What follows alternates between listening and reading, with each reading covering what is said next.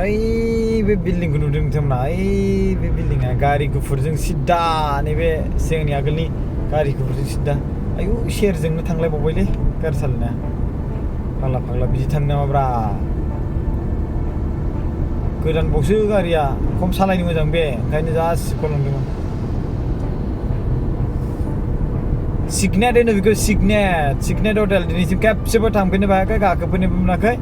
रांबो गैया थाखाबो गैया जे बेफोराव गाखोनो हालायनाय हिम्मतआनो गैखाया थांनांगौबा लासिंसिंसो जाखागोनलै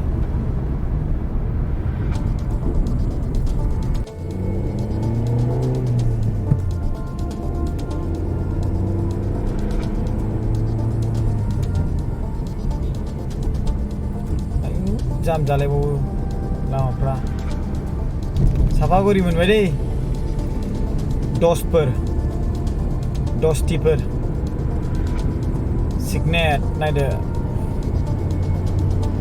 गोबां मानसिफ्रा मालाय बेयावनो होथारो बार्थडे खालामलाबायो माबा खालामलाबायो आंनाथ' दाख्लै थांबाय माथो गैयालै आं फालिनोबो इसां बिदि गारलाबायनोबो हायासै केक मोनसे हाबाय आरोना खिन्थु भिडिअ बानायनानै होआसै आङो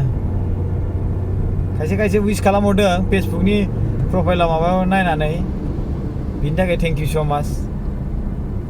ओइलाय सिगनेटआ लेफ्ट साइडआव राइट साइड गोग्लैना लेफ्ट साइड गोग्लैयो भिडिअ रेकर्ड खालामनायाव नायदो गुवाहाटि 173 बिजनि 80 नर्थ सालमारा 23 बङाइगाव 1 बङाइगाव ओरै जाबाय दानाबा होबायलै नायदो टेक बिग्रा फैबाय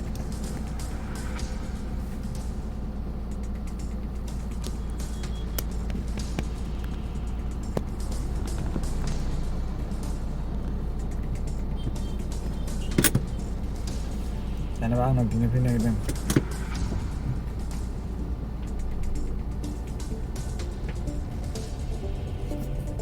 फंबायलै गारि खारबायना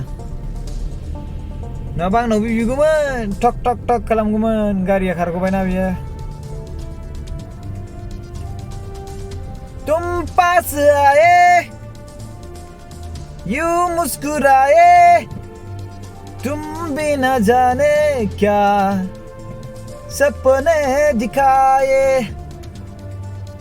I am not a singer I'm just entertaining I don't have a words That's why I'm singing I don't have a words That's why I'm singing I don't have a words I don't know too much mega blogging So please don't mind I am using my some extra ordinary which egg maybe not like someone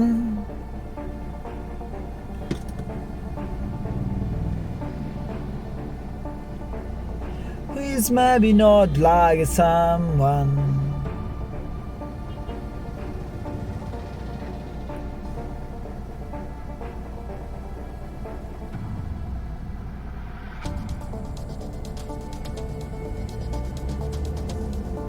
मा जाखो पान्जाबि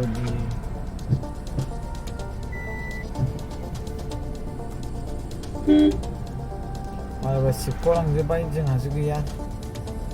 आं माबा हाबलांबाय दांलै ओमफ्राय सिबलांजोबथारदों माथो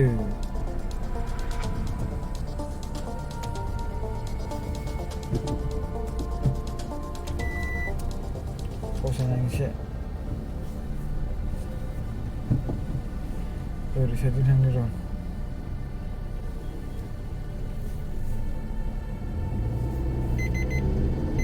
होबाय आङो बे लामाजों फैबाय बङाइगाव अके दाना खारखाबायानोमोन आं नेदोंबानो जाबायमोन बे जाबाय सापागुरि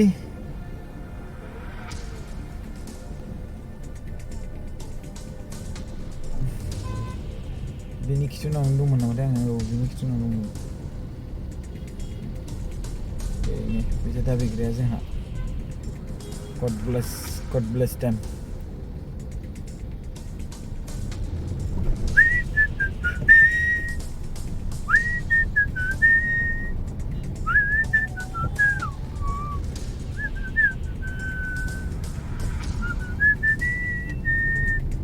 बै जाबाय हिमालय हटेल नोंथांमोना हिमालय हटेलाव खेबबेसे जाखोलै ओंखाम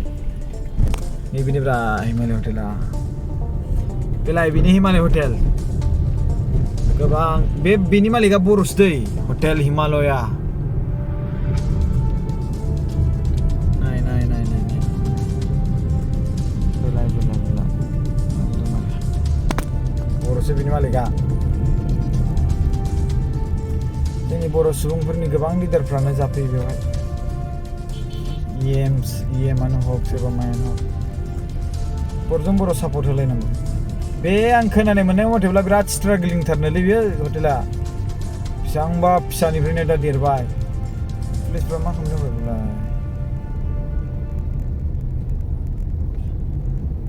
कुछ हुआ है क्या ओके सोरबा स्टुडेन्टफोरा जाना पड़ेगा ये देखो आसमान छूने की आदत डाल रही है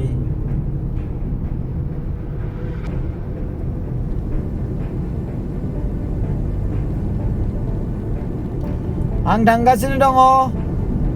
बिजनी पानबारि दै माने चिरां जिल्ला माने क'क्राझारनिफ्राय डाइरेक्टलि चिरां जिल्ला बिजनी पानबारि मादैमोनाव थांनो नागिरदों ओमफ्राय आलासि जाहैनोसै गाबोन फैनोसै इन्टारेस्ट मोनदों नामा भिडिअखौ नायनानै मोजां मोनदोंबा लाइक खालामबानो जाबाय आरो जुदि चेनेलखौ साबस्क्राइब खालामनो हागोन मानो होनबा आंनाव 1 लाख जांजां जाथारबाय बे नैबे प्रकाश नार्जारी सेपागुरि बारबाय थांगासिनो दङ बिजनी पानबारि चिरां जिल्लानि सिङाव थानाय हाय गाइस जोंनि बर' हारिनि आदै मादै गासैखौबो आयंमोन आरो आबैमोन आबौमोन आंनि आदामोन बाजैमोन फंबायमोन बिनानावमोन नानिमोन आं फार्स्ट टाइम माबा गारि बिदि सालायनानै भिडिअ बानायफेरदों दै आं जुदि गोरोन्थि खालामफ्लांदोंबा निमाहा होबानो जाबाय नेदार माबा मोनसे नेगेटिभ भिडिअखौ सायख'नानै क्लिप खालामनानै बेखौनो आपल'ड होस्लायस्लाय माखासे मोजांबो बाथ्रा बुंदों बेफोरखौबो आपल'ड खालामनो हायो गुबुंले थासारिखौ लुबैदोंब्ला गाज्रि खालामनो हायो जानला मानला नेगेटिभफोरखौ दिरुननानै पइन्ट ओरैनो बानायलाबायनानै जुदि मोजां इनभारमेन्ट लुबैदोंब्ला मोजां खालामनायफोरखौ होनो हायो भिडिअखौ नांगौब्ला एक्सुवेलि बुंनो थाङोब्ला ना रायजो राजाफोर नोंथांमोना बेबायदि नांलायनाय बा बखिनाय कन्टेन्टखौनो नायनो नाङा आरो सोरबाफोर जुदि नांलायदोंब्ला खमलायदोंब्ला बेवहाय माबा खालामबानो जाबाय फन फैदों आरो आंनाव दायो माने रिपर्ट खालामना हो बेफोरखौ नङाबा मा होनोमोनलाय बेखौ आनसाबस्क्राइब खालामनानै थां पइन्टखौ नायनानै आरो ना जायना पइन्टआ मोजां बेजों थांबानो जाबाय जाय पइन्ट गैया दा आं फन फैदों अके नजारा देखो अच्छा लगा है देखने की आंखौ बेबायदि भिडिअ खालामदों होनना शकिं जानो नाङा गोसोब्ला खालामनो हायो गोसो गैयाब्ला खालामनो हाया नोंथाङा जुदि मोजां मोनदोंब्ला शेयार खालामनो हागोन नोंथाङा जुदि गोजोनदोंब्ला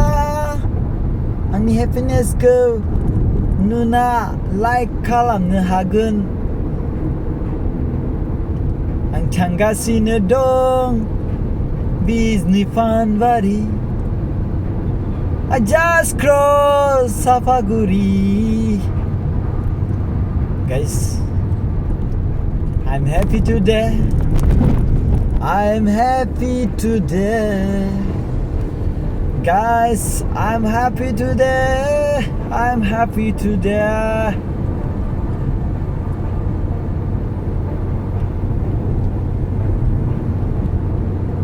जोबजासिम नायलांनो हागोन मोजां मोनदोंब्ला